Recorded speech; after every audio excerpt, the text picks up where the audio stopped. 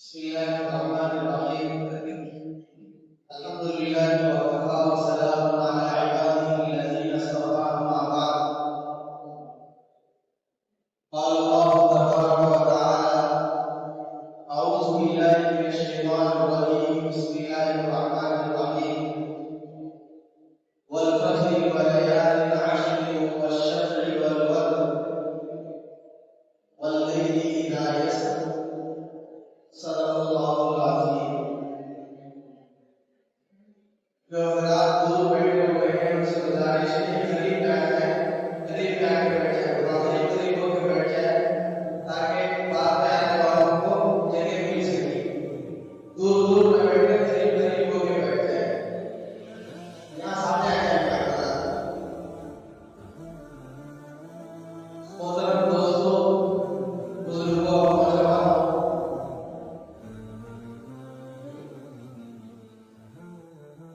یہ جو مہینہ چل رہا ہے اسلامی کیلنڈر کا، ذی القعدہ کا مہینہ، یہ بالکل ختم ہونے کے قریب ہے. 2-3 دن کے بعد یہ مہینہ ختم ہو جائے گا اور اس کے بعد جو مہینہ آنے والا ہے اس مہینے کا نام اسلامی کیلنڈر میں ذی الحجہ ہے، یعنی حج کا مہینہ. اس مہینے کی نسبت حج کی طرف کی گئی ہے کیونکہ آنے والے مہینے میں ایک بہت بڑی عبادت حج کو انجام دیا جاتا ہے، حج کیا جاتا ہے. اس لیے اس کی طرف نسبت کرتے ہوئے اس مہینے کو ذی الحجہ کہتے ہیں. اس آنے والے مہینے میں دو اہم عبادتیں اللہ تعالیٰ نے مسلمانوں کے لیے مشروع کی ہیں. دو اہم اور بڑی عبادتیں، ایک حج ہے اور دوسرے قربانی ہے. یہ دونوں بڑی عبادتیں ایک مہینے میں، اسی ایک مہینے میں اللہ تعالیٰ نے مشروع فرمائی اور مسلمانوں کو اس کے کرنے کا حکم دیا. اس وجہ سے نبی علیہ الصلوۃ والسلام نے ارشاد فرمایا کہ یہ جو آنے والا مہینہ ہے ذی الحجہ، اس کے جو شروع کے 10 دن ہیں، یعنی فرسٹ 10 days، 1 تاریخ سے لے کے 10 تاریخ تک، یہ 10 دن اللہ کے یہاں بہت بڑی فضیلت والے ہیں، بہت بڑا مقام اور مرتبہ ہے ان 10 دنوں کا. مسلمان اس سے غافل ہے، بے خبر ہے. ہم صرف رمضان کے مہینے کی عظمت کو جانتے ہیں، رمضان کی خوبی بتاتے رہتے ہیں. رمضان کے آخری عشرے کی اہمیت کو ہم سمجھتے ہیں، اس لیے اس آخری عشرے میں تعاملات میں خوبی باتوں کا اہتمام کرتے ہیں شب قدر کی تلاش میں. جیسے رمضان کی فضیلت ہے، رمضان کے آخری عشرے کی راتوں کی فضیلت ہے، شب قدر کی فضیلت ہے، ایسے ہی یہ فضیلت اگر کسی مہینے کو اور اس مہینے کے کسی دن اور کسی رات کو حاصل ہے تو وہ نبی علیہ الصلوۃ والسلام ارشاد فرما رہے ہیں ذی الحجہ کے ابتدا کے جو 10 دن ہیں اس 10 دنوں کو وہ مرتبہ حاصل ہے. جو رمضان میں رمضان کے دن اور رات کو ملتا ہے وہ مقام اور مرتبہ ذی الحجہ کے پہلے 10 دنوں کو حاصل ہے. اور نبی علیہ الصلوۃ والسلام یہ بات کس بنیاد پر کہہ رہے ہیں؟ یہ بات اس بنیاد پر کہہ رہے ہیں کہ اللہ تعالیٰ نے قرآن مجید میں بعض اہم چیزوں کی قسم اٹھائی ہے، قسم کھائی ہے، قسم کھانے کی اجازت دی ہے بندوں کو. جائز چیزوں میں ناپسندیدہ اگر کوئی کام ہے تو وہ قسم ہے. قسم کھانا اللہ کو اور رسول اللہ کو پسند نہیں ہے، بندے بار بار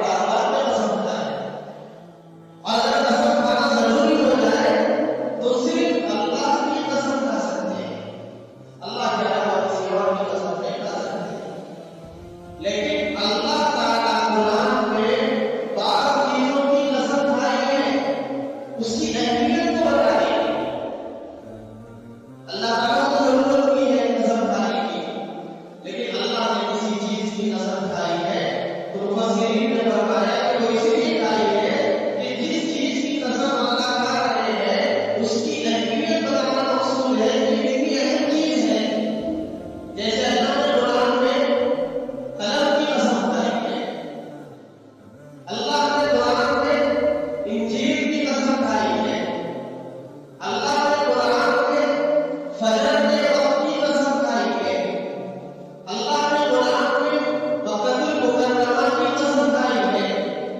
تو یہ جو قسم اللہ نے ان چیزوں کی کھائی ہے اس کی عظمت کو بتانے کے لیے، اس کی اہمیت کو بتانے کے لیے اللہ نے قسم کھائی ہے. قرآن مجید میں اللہ تعالیٰ نے ایک سورت کا آغاز اس طرح کیا، والفجر وليال عشر والشفع والوتر. یہ سورت قرآن میں ہے، اس کا نام سورہ فجر ہے، اور اللہ تعالیٰ نے اس میں قسم کھائی ہے فجر کے وقت کی. صبح کا وقت ہوتا ہے فجر کا، اس فجر کے وقت کی اللہ نے قسم کھائی ہے. اور اس کے بعد اللہ ارشاد فرما رہے ہیں ولیال عشر، 10 راتوں کی اللہ نے قسم کھائی ہے. 10 راتیں. مفسرین نے ارشاد فرمایا کہ یہ 10 راتیں کون سی ہیں جس کی اللہ تعالیٰ قسم کھا رہے ہیں. اور اللہ اس کی قسم کھا رہے ہیں، بندوں کو بتانا چاہتے ہیں کہ یہ کوئی معمولی راتیں نہیں ہے. اس رات میں اللہ کی خوب عبادت کرو، کیونکہ اللہ تعالیٰ نے اس کی قسم کھائی ہے قرآن میں. بہت بڑے مفسر قرآن ہیں، علامہ قرطبی رحمۃ اللہ علیہ، وہ فرماتے ہیں کہ یہ جو 10 دن 10 راتوں میں اللہ نے قسم کھائی ہے وہ یہ ذکر کے شروع کی جو 10 راتیں ہیں، فرسٹ 10 days کی جو 10 راتیں ہیں، ان 10 راتوں کی اللہ تعالیٰ نے قسم کھائی ہے. تو جب اللہ نے ان راتوں کی قسم کھائی ہے آنے والے مہینے سے مل جائے تو ہمیں بھی اس کی خوب عبادت کرنا چاہیے. اس راتوں میں اس کی اہمیت کو سمجھنا چاہیے. حضور صلی اللہ علیہ وسلم نے ارشاد فرمایا اللہ تعالیٰ کو ذی الحجہ کے ابتدائی 10 دنوں میں فرسٹ 10 days میں جتنی عبادتیں پسند ہیں بندوں کی عبادتوں کو اللہ تعالیٰ دیکھنا چاہتے ہیں، عبادتوں کو قبول کرتے ہیں، اللہ کو اچھے کام نیکیاں اس قدر پسند ہے ان 10 دنوں میں کہ اس کے علاوہ کسی اور مہینے میں اللہ کو اتنا پسند نہیں ہے بندوں کی عبادتیں جتنی ان 10 دنوں میں. نبی نے فرمایا، اور نبی نے فرمایا کہ روزے رکھو، جو لوگ حج کو گئے ہیں ان کو چاہیے کہ وہ ان 10 دنوں میں زیادہ سے زیادہ اپنی روزوں کا اہتمام کریں. کیوں؟ اسی لیے کہ ذی الحجہ کا کہ ایک دن کا روزہ رکھنا، ایک دن کا روزہ رکھنا 1 سال کے برابر روزہ رکھنے کے برابر ہے. 1 سال روزہ رکھنے کے برابر ہے ایک دن کا روزہ. خوب روزوں کا اہتمام کیجیے. اور پھر ان 10 دنوں میں اللہ تعالیٰ کو تکبیر بہت پسند ہے.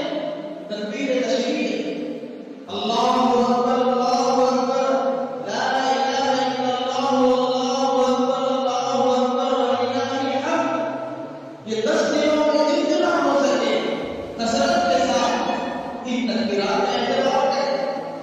صحابہ کرام رضوان اللہ تعالیٰ علیہم اجمعین یہ پورے 10 دنوں میں ہم لوگ جو ہے آخری دن جو آخری دن میں 9 تاریخ کا 9 ذی الحجہ کا جس کو 8 تاریخ کہتے ہیں اس دن سے شروع کرتے ہیں.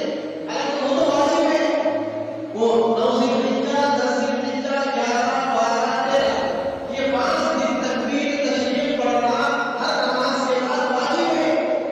لیکن صحابہ کرام رضوان اللہ تعالیٰ علیہم اجمعین یہ پورے 10 دن چلتے پھرتے اٹھتے بیٹھتے اگر کوئی زیادہ اہتمام کرتے ہیں جس تکبیر کا جس ذکر کا تو وہ تکبیر تشریف ہے. بازار میں پڑھتے تھے صحابہ جب بازار جاتے تھے کوئی چیز خریدنے کے لیے تو زور زور سے تکبیر پڑھتے تھے، اور جب دوسرے لوگ سنتے تھے تو پھر وہ لوگ بھی اس کی قطار میں پڑھتے تھے تو پوری فضا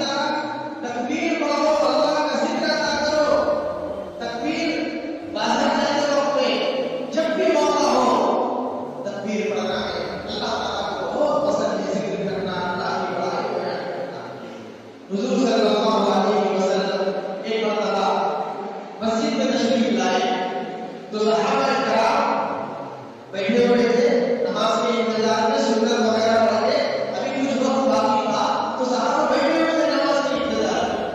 تو حضور صلی اللہ علیہ وسلم نے ارشاد فرمایا صحابہ سے کہ کیا تم لوگ نماز کے انتظار میں جنت کا پھل نہیں کھاؤ گے، جنت کا فروٹ نہیں کھاؤ گے؟ تو صحابہ نے کہا کو یہ بات بڑی عجیب لگی حضور کی۔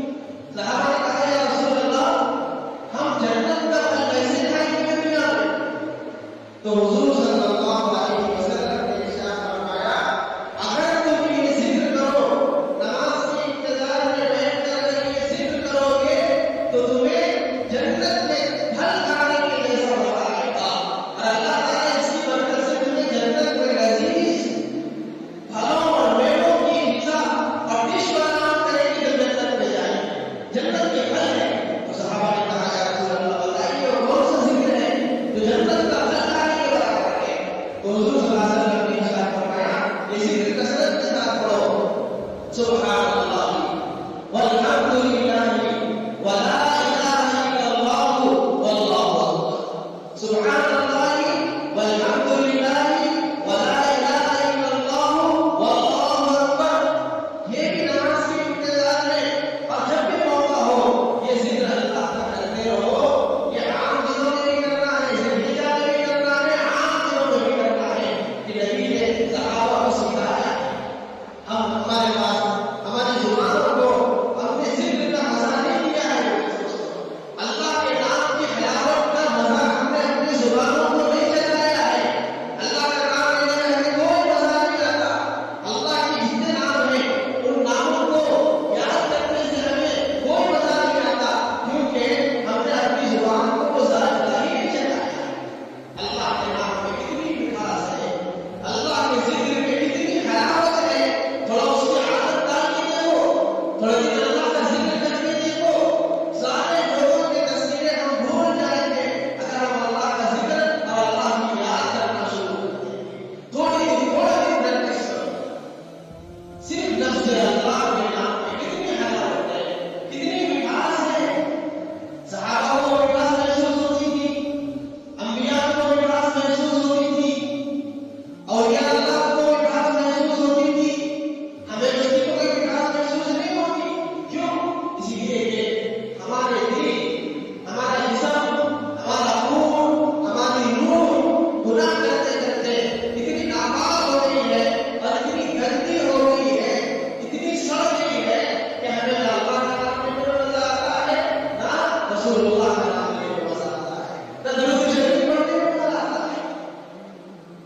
انبیاء صحابہ جب بھی اللہ کا نام لیتے تھے اس جذبے کے ساتھ، اس کیفیت کے ساتھ اللہ کا ذکر کرتے تھے کہ ان کی دنیا بدل جاتی، ان کے اندر انقلاب برپا ہو جاتا تھا۔ اللہ کا نام لینے میں کانپتے تھے کہ میری گندی زبان سے میں اللہ کا اتنا پاک بلند و بالا نام کیسے لوں؟ یہ ذکر کی برکت ہے میرے دوستو۔ آج ہم مسلمان اس ذائقے سے محروم ہیں، اس لیے اللہ کا ذکر کثرت کے ساتھ کیجیے۔ خاص طور سے ذی الحجہ کے مہینے میں تکبیر تشریق، اللہ اکبر لا الہ الا اللہ واللہ اکبر وللہ الحمد، چاند دیکھتے ہی پڑھنا شروع کر دیں۔ اور کب تک پڑھنا ہے؟ 13 دن تک، یہ 10 دن اور پھر عید کے 3 دن، 13 ذی الحجہ کی اصل کی نماز تک جو ذکر ہم کو کرنا ہے اور تکبیر تشریق ادا کرنا ہے۔ یہ مہینے کی بڑی فضیلت ہے، آنے والا جو مہینہ ہے۔ نبی علیہ الصلوۃ والسلام نے ارشاد فرمایا جس آدمی کو اس مہینے میں حج جیسی عبادت نصیب ہو جائے اس کے کچھ کیا چاہیے؟ ماشاءاللہ وہ اس مہینے کو وصول کر لے گا، اس مہینے کی فضیلت کو پڑھ لے گا، کیونکہ جب حاجی احرام پہن کر اللہ کے گھر کو جائے گا،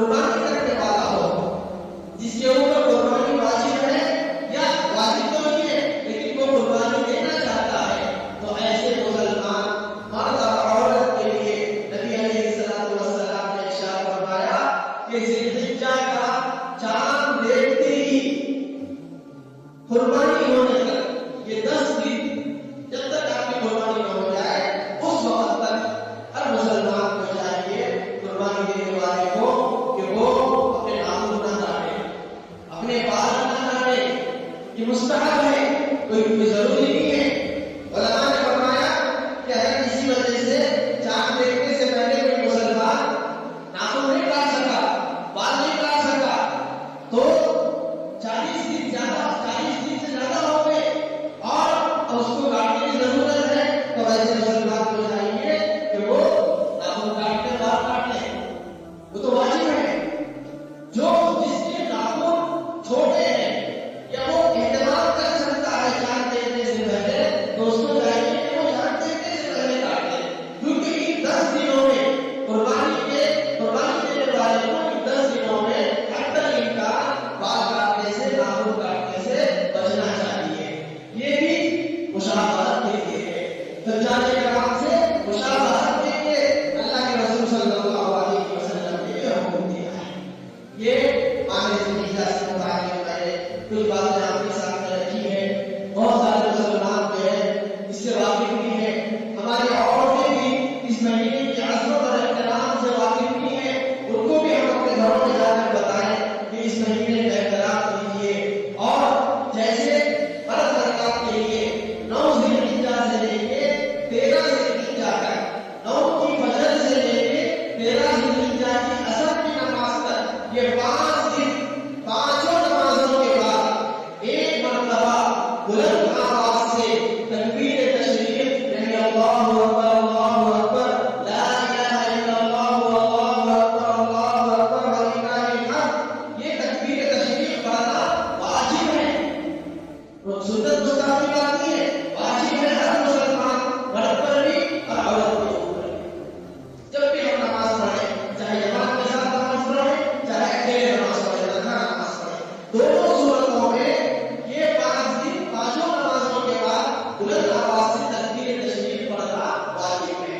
ہم مسجد میں نماز پڑھتے ہیں تو امام صاحب جو ہے سلام پھیرنے کے بعد پڑھ لیتے ہیں تو ہمیں یاد آ جاتا ہے، ہم بھی پڑھ لیتے ہیں، لیکن تنہا نماز پڑھتے ہیں تو ہم بھول جاتے ہیں، اس لیے اچھی طرح ذہن میں بٹھا کے رکھیے کہ اکیلے نماز پڑھ رہے ہیں، گھر میں نماز پڑھ رہے ہیں، آفس میں نماز پڑھ رہے ہیں، فرض نماز، تو اس فرض نماز کے بعد یہ تکبیر تشریف پڑھنا واجب ہے۔